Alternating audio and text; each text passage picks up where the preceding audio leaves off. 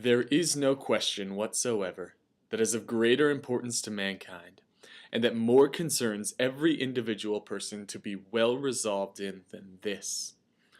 What are the distinguishing qualifications of those that are in favor with God and entitled to his eternal rewards?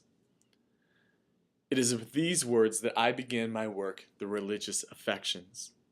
In many I was born on October the 5th, 1703, in East Windsor, Connecticut. While I do not know why God and his gracious providence had me arrive when I did, I do know that I was born in an important time for New England. I was, after all, part of the first generation of New Englanders who had to face the revolutionary scientific and philosophical thought of the era.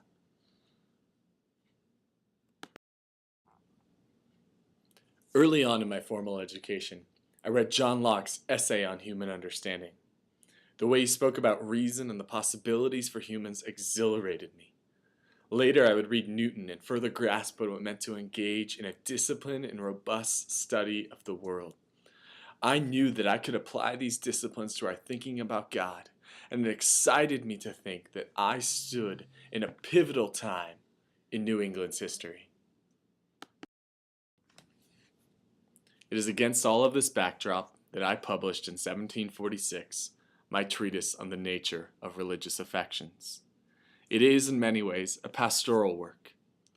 In the midst of all the doubt and skepticism that European philosophers have put upon all reality and all thinking and all religion, I wanted to give the men and women in my congregation a solid confidence that their salvation and that their standing before God was.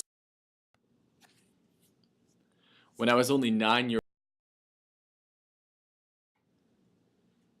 while the new ideas and philosophies about the world and human nature and religion coming out of Europe offered a lot of exciting possibilities, they also offered some things that might shake some of the core beliefs and convictions of many faithful men and women of Christ. Particularly one of those that was at threat and at risk was that of God's sovereignty. You see, for many who had accepted the world of Newton's mechanics and of a God who worked through secondary causes, God's personal interventions could easily seem superfluous. Some of the best thinkers of our time have begun advocating a rational religion or a deism, which made just this point.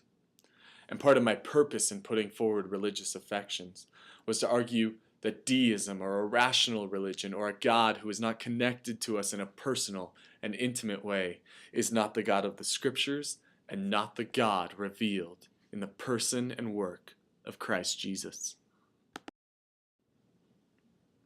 At the beginning of the book,